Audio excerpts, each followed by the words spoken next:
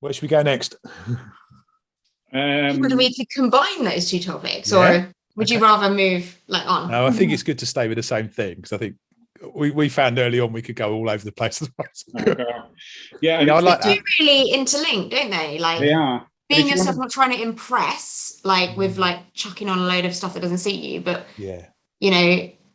this is about tuning into yourself and who you are, isn't it? So one of the things that really struck me, I don't know if you think this is relevant or not, but I kept thinking about shoes actually, and how at different times, I don't know for a female whether it's slightly different, but for a bloke, sometimes you have to wear dress shoes, and if you never wear those sorts of shoes, they can really hurt.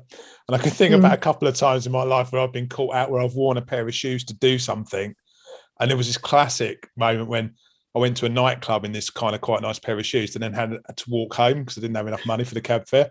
But it was like in High Barnet, and I took all the way back to Enfield, which was like 5 miles. And my feet were bleeding by the end of it. But it's just that whole idea, that we don't, it's thinking about what we're wearing and where it's relevant. And are we thinking about the bigger picture with it?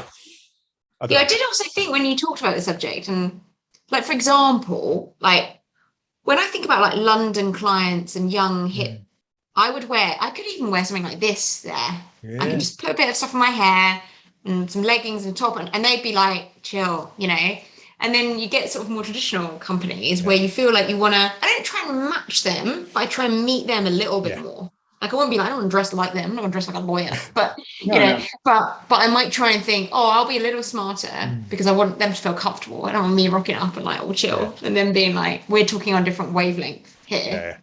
So that's kind of, I guess that's like that's I guess relationships and clothes, and it's respect as well, isn't it?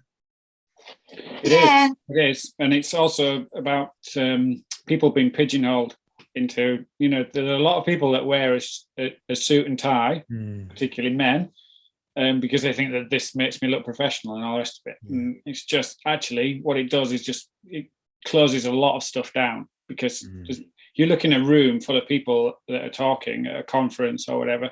People who are suited and booted they'll be having conversation with other people that are suited and booted.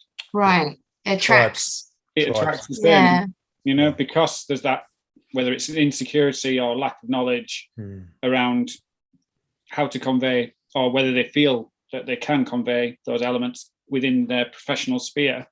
Whether it's very telling that it's a big barrier to entry, and interesting.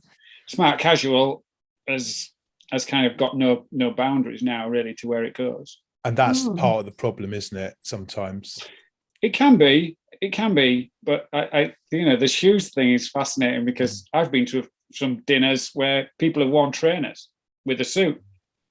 No one thinks anything of it. I'd like to think that we're in a time where trainers are really big these days. Trainers and addresses. Yeah, exactly. It's cool though, isn't it? I really like it. Yeah. And I'd like to think that we're living in times where all those sort of formal things are being challenged a bit, and we're all a bit more enlightened and a bit more open-minded to. I think one of the issues. Sorry, Cam. Go on. I was going to say, I think one of the issues to talk about though is, so from my field, a sort of when you start to look at neurodiversity, for example, it's fine when you can navigate it, but when you can't, it's a massive car crash sometimes. Yeah. And those social rules, and that's quite an interesting, I guess, thing to think about in terms of that potentially.